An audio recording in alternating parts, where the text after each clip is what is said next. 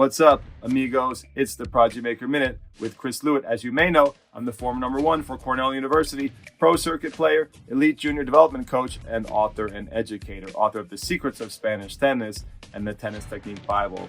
So I have a couple boys that I promised I would give them some videos on rituals and how to prepare for tournaments, routines at tournaments, pre-match preparation, what to do during a match, and what to do post-match. So this is just going to be kind of an overview, and then I may do some videos on the each individual subject, and I have a really good concept for a top 5 video, like a top 5 things not to do when you're at a tournament or getting ready for a tournament. But I just wanted to introduce some of the basic concepts for the boys. This is for you guys. You know who you are out there. This is actually for some of my students specifically. Drew and Aaron come to mind, but they asked me specifically. But I thought rather than just sending them the notes myself, I just make some videos about it, and then everyone can benefit. Other kids can benefit who may be out there, and parents and coaches. You can certainly share these ideas with your students, with your kids.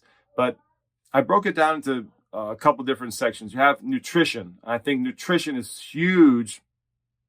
I'm studying nutrition in college. I'm back in school. I am pursuing a degree in kinesiology. So like nutrition's a big part of my curriculum. Nutrition's a huge part of doing well at a tournament. Like things to help you do well, your nutrition's really important. Your sleep, very important.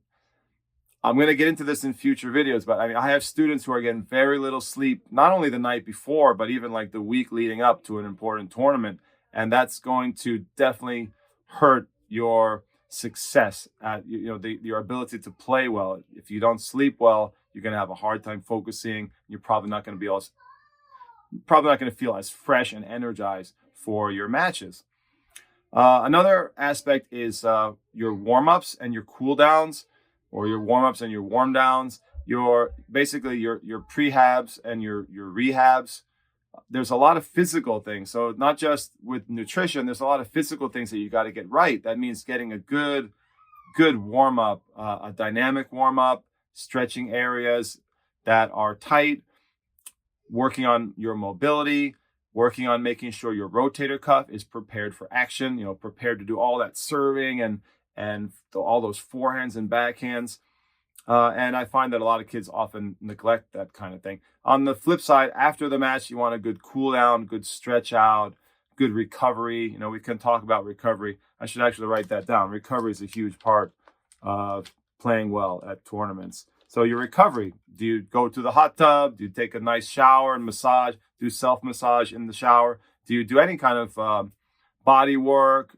Do you do any kind of icing or ice bath, or what type of modalities do you use for recovery? That's very, very important. And a lot of kids forget about the recovery, and then they're not ready for the next match.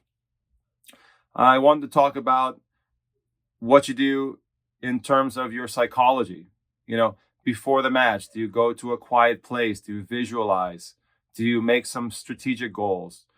Are you really approaching each match in a very focused way with a game plan? During the match, are you taking some notes, either mentally or literally, like writing a few notes down during the changeovers, keeping yourself on track strategically and mentally and emotionally? Are you working on your mental game? Are you working on your awareness? Are you working on controlling your emotions? Are you checking your energy level? Are you checking your focus, your concentration level? Are you checking how tight you are? These are like, mental and emotional things that are also very important before the match and during the match. After the match, is there a debrief?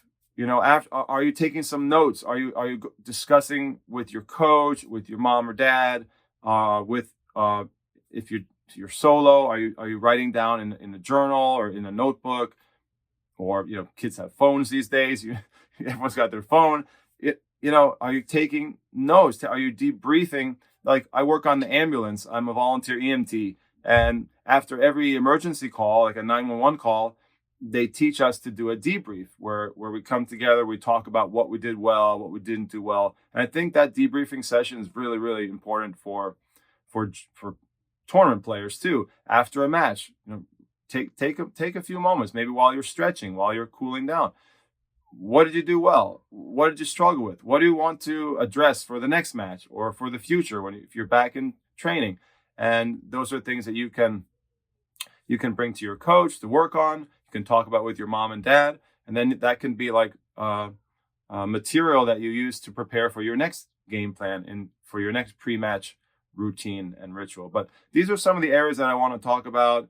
Like I said, I'm going to do some more videos on this, diving into the more specifics of each subject matter, and maybe doing like a top 5 video, like things not to do. I just want to help, obviously, my students, help all of you as well play better. How do you improve your performance at a tournament? And these are not like PhD esoteric type things. These are like simple things that I know I take for granted. I've competed for many, many years, but I realize that a lot of my students are kind of clueless when it comes to preparing themselves to perform well mentally, physically, nutritionally, things like that, So we'll be talking about some of these issues in more depth in the future. Thank you, guys. If you enjoyed this Prodigy Maker Minute, please check out my big show, the Prodigy Maker Show. If you're a subscriber, thank you so much. If you haven't subscribed yet, please consider joining our community. We're trying to grow to 10,000 subscribers. That's our goal in the next couple of years. It's going to take a little while, but I'm going to keep posting good content, sharing my knowledge with you guys, and hopefully we can grow this channel into something bigger and more popular. Thank you, guys. See you on the next program.